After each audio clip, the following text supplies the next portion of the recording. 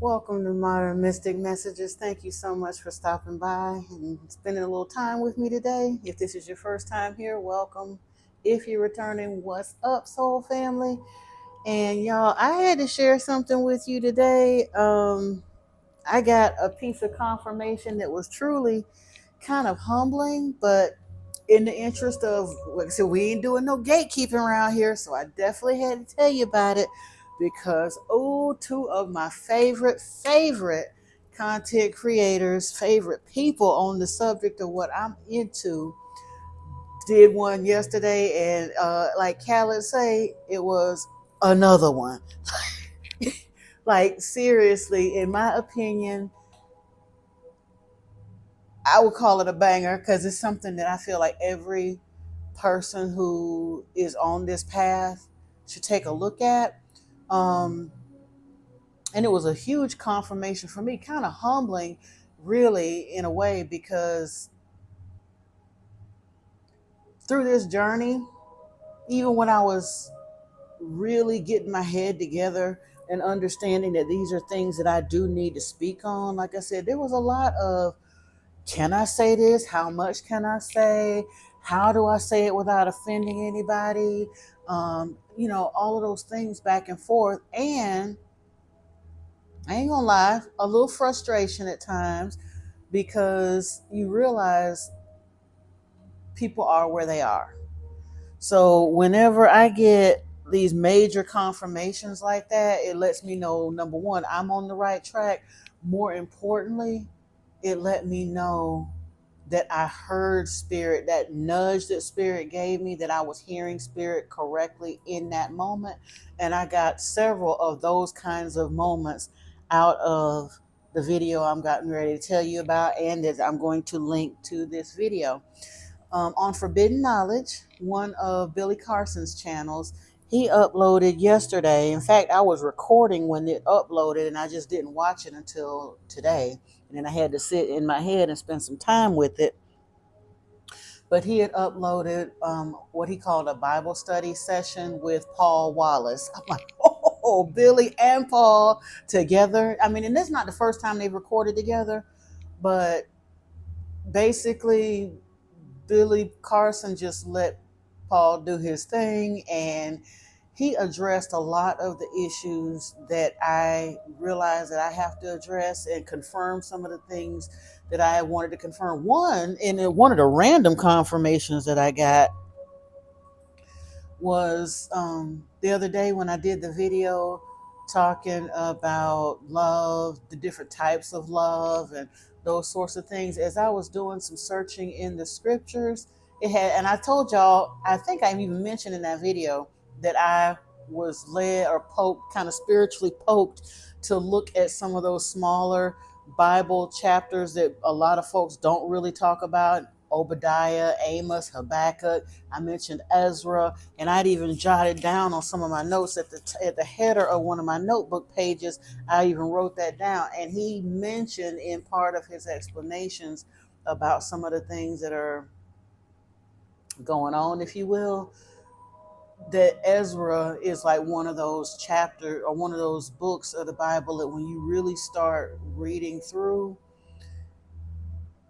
he's understanding the thing that spirit was showing me that I'm coming to understand. And I'm not going to say he's understanding what I'm understanding. I understand what he studied and figured out over years and years, because that's the part I think that has me so humbled, is that I'm actually clairaudiently hearing this information, because this gentleman, Mr. Wallace, has literally been studying the scriptures intently for over 30 years. He was an archdeacon in the Anglican Church, right up under a bishop. He was the teacher of teachers, teaching other priests and all of them how to teach their classes, and giving spiritual insights and all of that good stuff. And then, of course, once he ran into the realization of paleo contact, he kind of niched down into another avenue of study. But some of the stuff, let me see, I took her so, and I wrote down some of my thoughts here. Um, Let me see. Yeah. Well, like I said, one of the things that really got me was that he gives such a compassionate um, voice to these issues because he does realize what I'm having to come to realize and be more patient with. When I first learned these things, I was so gung ho. And that video I did back in October, I was so excited, and I knew. Well, at the time, I was kind of like, okay, I'm gonna say what I gotta say, and then I ain't gonna have to worry about it no more. Well, no, really, because what we're being asked to do and unpack is not a one and done. And even I realized when I went through what I've gone through to get to this point of being able to or willing to accept these things, or able to, as you may say, accept these things, it hasn't been an overnight thing. I've been beginning to kind of unpack these things for, it's been 3 or 4 years on, well, 2 years on this particular part of the journey, but literally almost a decade leading up to it. But when you're really given the assignment of reprogramming your belief system, something as fundamental as your spiritual belief system, it can take some time. I remember listening to, I can't remember who it was that was speaking, but they were saying, when you take something away from someone, especially like belief system, when you take something away from someone, you have to be able to replace it with something else. And for a long time, that was difficult for me because I was angry with religion. And at the time, I wasn't angry with God. And then once I started really trying to ramp down and figure out the religion piece and figured out that my anger had been misplaced, yeah, I still needed to be a little bit angry with religion because of the powers that put that piece into. But no, it was appropriate for me to be angry with what they presented as God, because to my understanding, that wasn't it. And then to get into the Anuna information that was teaching us that, the other Elohim never really called for us to worship. That's very much a Yahweh construct. And Yahweh is and Marduk are basically the only two of the Elohim. Ooh, I'm sorry. The fifth kind just dropped something and I saw it come. I'll check it out later and let you know if it's a good one. But yeah, the pretty much Yahweh was the one that demanded worship. The other Elohim went along with it in earlier parts of civilization. But as it comes down to what we call the sacred text, one of the things that Mr. Wallace was pointing out that I loved so much is that we fail to understand that, or how it came about that we feel the way we do, how this programming was laid into us. And if you think about it, excuse me, if you go back and look at how religion, or how the Christian religion, even I'm not even going to try to go through all the rest of them, but just let's take a look at Christianity. In 325 AD, it was determined that that was going to be the official religion. Like I said, it was kind of amalgamated and authored, if you will, under the auspices of Constantine, who was a sun worshiper, was not a follower of Yeshua, but he wanted something that would kind of stop the people from fighting. He could kind of unify people, and it had a little bit of this and a little bit of that. So they literally pulled and culled information from all these ancient texts that they had been coming up with. Now that was in 325 AD. And over time, Christianity was installed on the planet under the auspices of the church and whatever monarchy was in power at that time. And when the Crusades went out, it was a simultaneous subjugation of people through religion and a land grab, because they went in with armies and found all these people and said, this is what it is. This is what you're going to do. You're going to accept Christianity. this our Lord and Savior, all the Nicene Creed and all that good stuff, if you don't want to accept this, done. And they, over the period of, I forgot how many, probably about 600 or 700 years, they literally unalived over 80 million people to install Christianity around the planet. Now, during that time, when they went into those places, an interesting thing happened.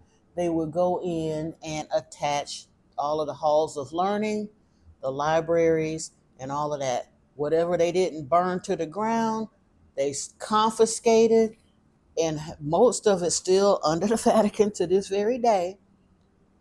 But the information that didn't get confiscated, think about it. The folks in the mystery schools that were preserving information and all of those things that they did not want that information to get into the wrong hands started hiding it in caves, putting it in jars and flasks and under the river and in the basket, in the walls, down under wherever, trying to hurry up and get it out of the way while these marauders were coming through. And over time, a lot of that information just lay there dormant. Well, an interesting thing happened. Christianity has been installed. Everything went dark and quiet for a long time. That's why they called it the Dark Ages. And Christianity was still the overarching religion, but nobody had the text. Only the church hierarchy, the priests and the pastors and the bishops and the popes and all of that. The lay people, most of 90% of the lay people on the planet couldn't even read. And even if you could read, there was a period of time that if you got caught with any of that information in your personal possession, you would be unalive. So there wasn't a whole lot of discussion or light bringing on the planet as far as religion was concerned. And then, now this is the part that fascinates me, and I hadn't thought about it before, but Mr. Wallace brought it back to the attention in this video. The interesting thing that happened in the late 1700s to mid 1800s, the East India Company, which was a private company out of Great Britain, began exploration, if you will, in the name of trade and all of that, and the colonization and blah, blah, blah. We know about all of the things that happened with colonization, but in their exploits and pursuits, they began this whole idea of a lot of archaeological exploration. And that's when a lot of these manuscripts began to be unearthed again. They had been sequestered away and hidden for hundreds of years, and in some cases, thousands. But as the archaeological digging and all that kind of stuff in the various anthropological societies and things of that time period became more active, a lot of these ancient texts began to be unearthed. And they, not saying that they hadn't been doing it before then, but during the time period of the East India Company, one of the key things that happened is, I forgot where he said it happened in there. You have to watch the video. It's an amazing watch. But they actually found what amounted to a translation key that allowed them to translate cuneiform. And that's when they really began, when they could start translating the Akkadian text and the Anuna text and the Babylonian and Sumerian text and all that. That's when they really began to realize that a lot of the biblical stories came from those stories. But of course, the church didn't like that. So they can't necessarily say that those works weren't found because they've already been found. So then the church starts a smear campaign of everything that, hold on a second. Interesting. That everything that isn't, immediately disseminated by them is false light or bad information or new age, all these things that they said, and got people afraid to look at it, because what the ones that were simply looking at those ancient texts for their academic merit quickly realized that none of those ancient texts have that overbearing, demanding tone of worship, all the thou shalt and thou shalt not, and if you don't do this, you're going to go to hell. And all. It's just simply not in any of those texts.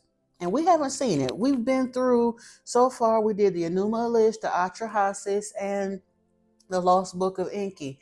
Nowhere in any of those texts did it say that we had to get down and worship this, that, or the third.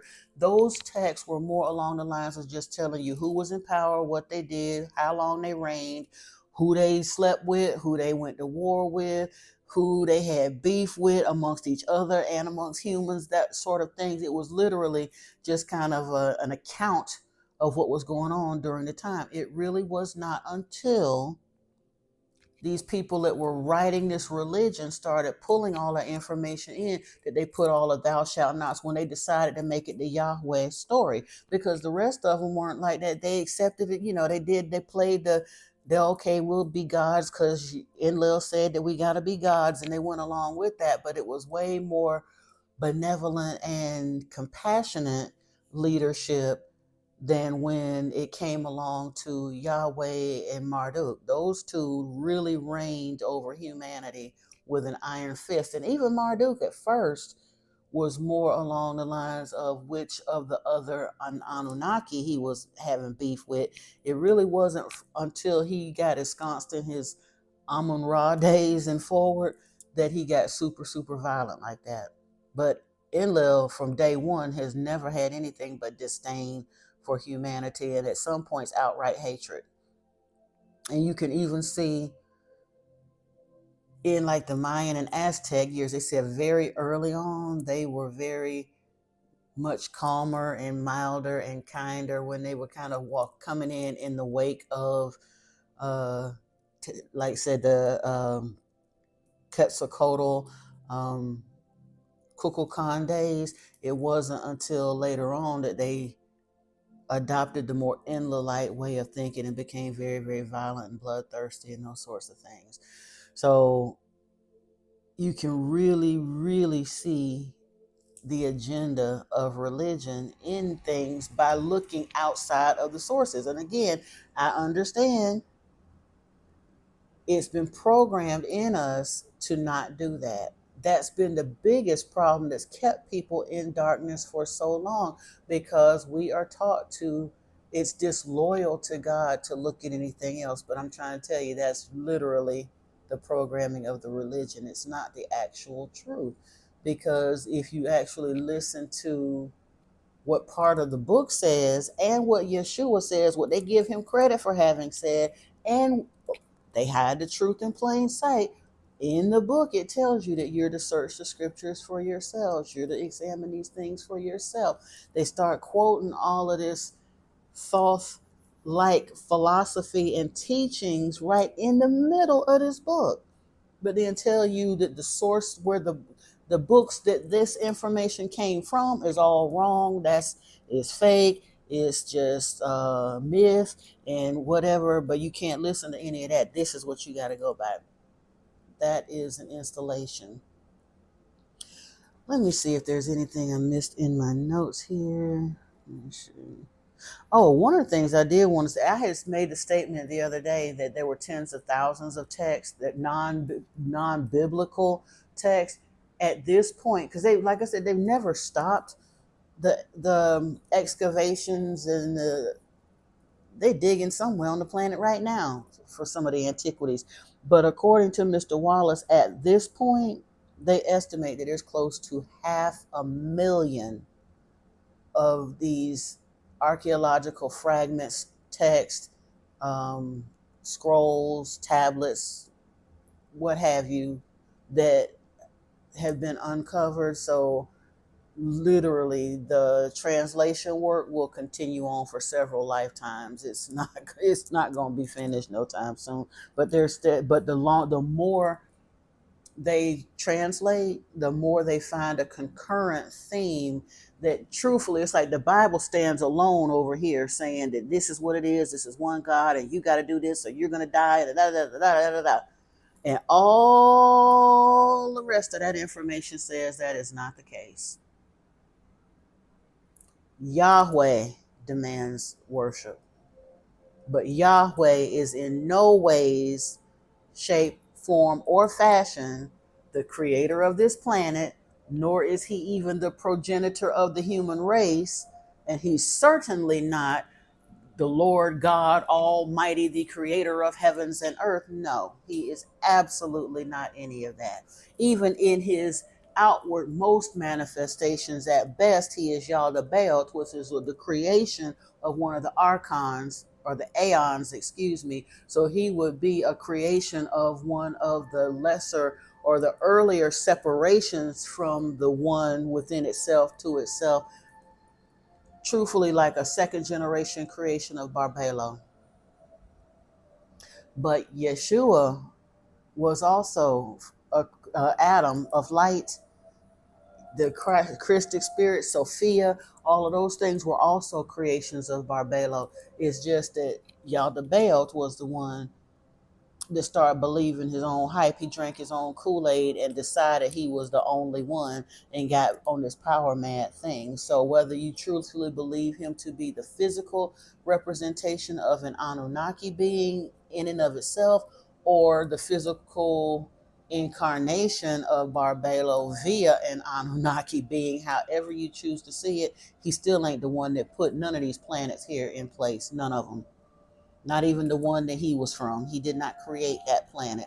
He just came here and decided to play head games with folks because he was more powerful and could do so, and has always held humanity in very low regard. He genuinely sees us as involuntary workers, very little more than animals, and has attempted on several times, has asked for and attempted to annihilate humanity more than once. The only reason we're still here at all is because of the efforts of other Anunnaki beings, not Yahweh. Yahweh hates us. That's the real irony of Christianity. The whole world, in the guise of whether it's Islam, Judaism, or Christianity, the entire world is bowing to a God that absolutely despises them. Wouldn't give us a drop of water to put us out if we was on fire. Had no intention of answering any of our prayers. The prayers that we get answered is through the angels and other beings that are wanting to help us. It's not through Yahweh. That's why Jesus told them their prayers go no higher than the ceiling, because they was praying to the wrong being.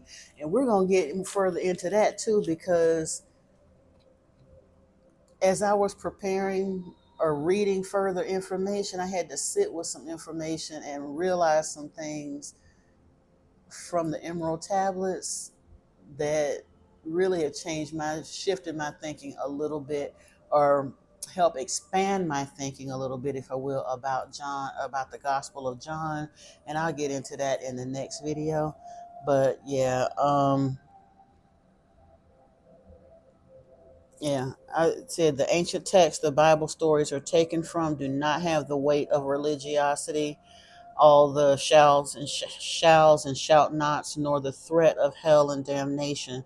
Those are inventions into the adapted stories inserted by the ones who composed the Bible. It's not, they're like I said, they put a spin, an intentional spin, on a lot of various tales that they gathered from older texts. All those texts are thousands and thousands of years older than the biblical text. And even in the Bible, by the time they get down to Yeshua's day, they compacted in the first 5 books of the Bible. They sat there and diced and remixed it, but they've covered about 120, 130,000 years of human history in the first 5 books of the Bible before they ever get to Yeshua. And then they don't put it in chronological order, so it's a lot. But anyway, I am definitely tagging that channel in this video, as well as in the description box. There will be a link to the video, the specific video that I'm talking about that was uploaded. And I think I'll also put them on the community page. I had another video earlier where I had mentioned the video, and I did put it in the description box, but I forgot to pin it to the comments on the video. So you can always go to the community posts, and anything that I have attached to one of the videos or tagged in the video, I will link this specific video as a community post as well. So you can find it there. And I hope you enjoyed as much as I did. It was an incredible video and very, very easy to listen to. And truthfully, if you have friends or family members that are struggling with this and you don't really know how to say it to them, because I struggle with that too. In a way, it's hard for me because